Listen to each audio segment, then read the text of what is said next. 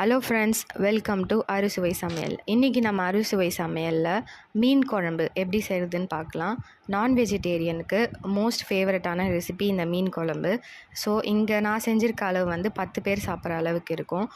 இதே measurement and இதே மெத்தடில் நீங்களும் செஞ்சிங்கன்னா ஒரு பர்ஃபெக்டான மீன் குழம்பு நீங்களும் வீட்டில் ஹெல்த்தியாக செய்யலாம். அதுக்கு ஃபஸ்ட்டு கடாயில் எண்ணெய் சேர்த்துக்கோங்க. இந்த ரெசிபிக்கு எண்ணெய் கொஞ்சம் அதிகமாக தேவைப்படும். ஸோ எண்ணெய் சூடானோடனே அது கூட 1 டீஸ்பூன் கடுகு சேர்த்துக்கோங்க. கடுகு நல்லா பொரிஞ்சு வரணும்.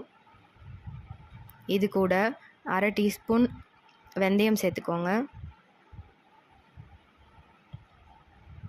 இப்போது ஒரு 10 பல் பூண்டு இடித்து சேர்த்துக்கோங்க. இப்போ இதோட 2 கொத்து கருவேப்பிலை சேர்த்துக்கோங்க. கருவேப்பிலை போட்டு பொரிஞ்ச உடனே 2 மீடியம் சைஸ் ஆனியன் கட் பண்ணி சேர்த்துக்கோங்க. ஆனியன் நல்லா வதக்கணும். கண்ணாடி வர அளவுக்கு ஆனியன் வதக்கி எடுத்துக்கோங்க.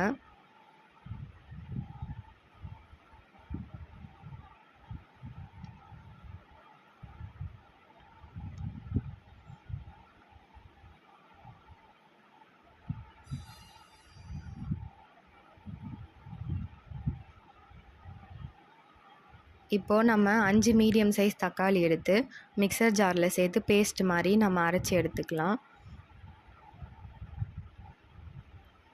இப்போ இதோட 2 டீஸ்பூன் கல் உப்பு சேர்த்துக்கோங்க. தக்காளி எதுக்கு நம்ம அரைச்சி ஆட் பண்ணுறோன்னா, மீன் குழம்பு வந்து நமக்கு திக்கான கன்சிஸ்டன்சியில் இருக்கும். ஸோ அதுக்காக தான் நம்ம தக்காளி பேஸ்ட் ஆட் பண்ணுறோம் இதில். ஸோ இந்த மாதிரி ஒரு மீடியம் சைஸில் ஒரு 5 தக்காளி எடுத்துக்கோங்க. இப்போ இதோட 8 டீஸ்பூன் குழம்பு மிளகாய் தூள் சேர்த்துக்கோங்க. சேர்த்துட்டு நல்லா வதக்கிக்கோங்க. இந்த மாதிரி வதக்கிறதுனால இதோட பச்சை ஸ்மெல் போயிடும். ரொம்ப நேரம் கொதிக்க வைக்கணுன்ற அவசியம் இல்லை. இப்போது இதோட 1 ஸ்பூன் மஞ்சத்தூள் சேர்த்துக்கோங்க. மஞ்சத்தூள் சேர்த்துட்டு நல்லா மிக்ஸ் பண்ணிக்கோங்க. இப்போ நம்ம அரைச்சி வச்சுருக்க தக்காளி பேஸ்ட் சேர்த்து நல்லா வதக்கிக்கலாம்.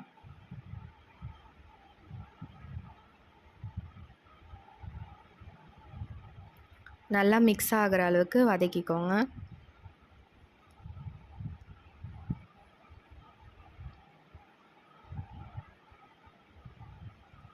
இந்த மாதிரி நல்லா வதங்கி வரணும்.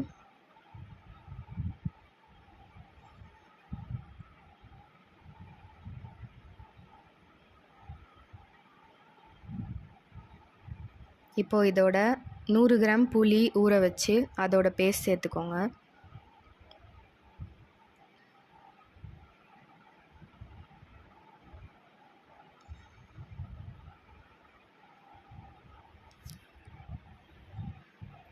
புளி சேர்த்தோடனே தேவையான அளவுக்கு தண்ணி ஊற்றிக்கோங்க.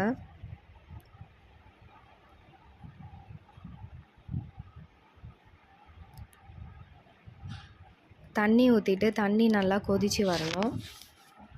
நான் இதில் கரெக்டாக 8 கப் அளவுக்கு தண்ணி சேர்த்துருக்கேன். தண்ணி நல்லா கொதித்து வந்தோடனே நம்ம மீன் ஆட் பண்ணிக்கலாம். நான் இப்போ இதில் கவலை மீன் அதுதான் நான் இங்கே சேர்த்துருக்கேன். எந்த மீன் நீங்கள் சேர்த்தாலும் இதே டேஸ்ட் அண்ட் இதே கன்சிஸ்டன்சியில் தான் இருக்கும். ஸோ நீங்கள் எந்த ஃபிஷ் வேணுமோ உங்கள் விருப்பத்துக்கு ஏற்ற மாதிரி நீங்கள் ஆட் பண்ணிக்கலாம்.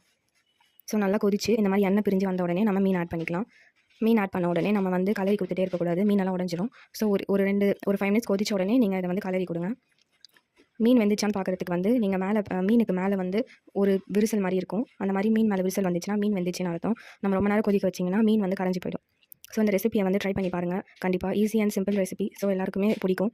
So please like, share and subscribe. Thanks for வாட்சிங். இந்த ரெசிபி ட்ரை பண்ணுங்கள், என்ஜாய் பண்ணுங்கள்.